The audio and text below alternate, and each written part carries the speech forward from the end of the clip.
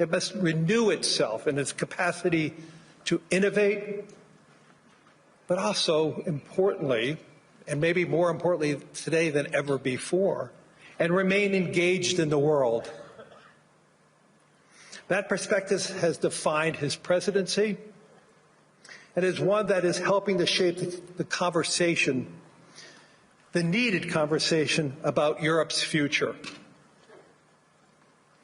Ladies and gentlemen, please join me in welcoming the President of the French Republic, Emmanuel Macron.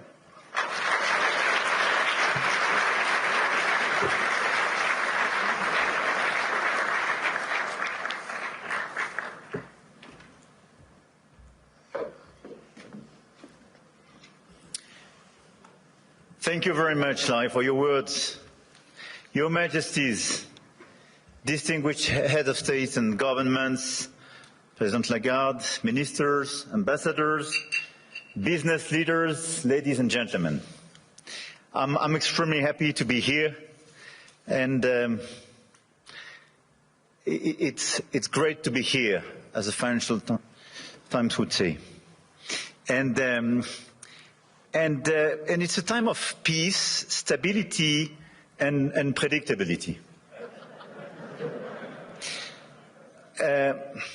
So let's try to address the key challenge of this world in a few minutes' time. But it's clear that we are reaching a time of instability, of imbalances, both from the security and defense point of view and the economic point of view. Look at the situation where we are. I mean, a shift towards autocracy against democracy, more violence, more than 60 wars in 2024, an absolute record, even if I understood a few of them were fixed. And conflict has become normalized, hybrid, expanding into new domains, space, digital, information, cyber, trade, and so on. It's as well a shift towards a world without rules, where international law is trampled underfoot, and where the only law that seems to matter is that of the strongest, and imperial ambitions are resurfacing. Obviously, the Russian war of aggression against Ukraine, which will enter into its 4th year next month, and conflicts continue in the Middle East and across Africa. This is as well a shift toward a world without effective collective governance, and where multilateralism is weakened by powers that obstruct it or turn away from it, and rules are undermined. And I can multiply the examples of international bodies weakened or left by the key economies. And when we look at the situation, it's clearly a very concerning time, because we are killing the structure where we can fix the situation and the common challenges we have. Without collective governance, cooperation gives way to relentless competition.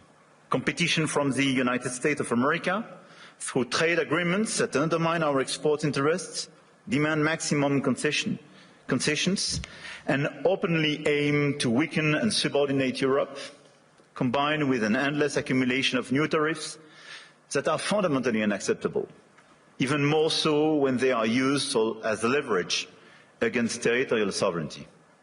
And competition from China, where massive excess capacities or distortive practices threaten to overwhelm entire industrial and commercial sectors.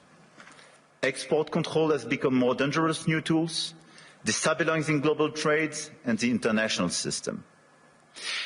And the answer, in order to fix this issue, is more cooperation and building new approaches. And it's clearly building more economic sovereignty and strategic autonomy, especially for the Europeans, which is for me the core answer. In this context, I want to exclude 2 approaches. The first approach would be to, I would say, to passively accept the law of the strongest, leading to vassalization and bloc politics. I think accepting a sort of new colonial approach doesn't make sense. And all the head of state and government and business leaders, which would be too complacent with such an approach, will take a huge responsibility. The second will be to adopt a purely moral posture, limiting ourselves to commentary. That path would condemn us to marginalization and powerlessness. Faced with the brutalization of the world, France and Europe must defend an effective multilateralism because it serves our interests and those of all who refuse to submit to the rule of force. And for me, the two answers are, on one side, more sovereignty and more autonomy for the Europeans. On the other side, an efficient multilateralism to deliver results through cooperation. Obviously, France and Europe are attached to national sovereignty and independence, to the United Nations and to its Charter. And it's not an old-fashioned way to live multilateralism. It's just not to totally forget what we learned from the Second World War and remain committed to cooperation. And this is also because of those principles that we have decided to join the mutual exercise in Greenland without threatening anyone, but just supporting an ally and another European country, Denmark. Facing this order and this new situation, this year France holds the G7 presidency with a clear ambition to restore the G7 as a forum for frank dialogue among major economies and for collective and cooperative solutions. Trade wars, protectionist escalation, races towards overproduction will only produce losers.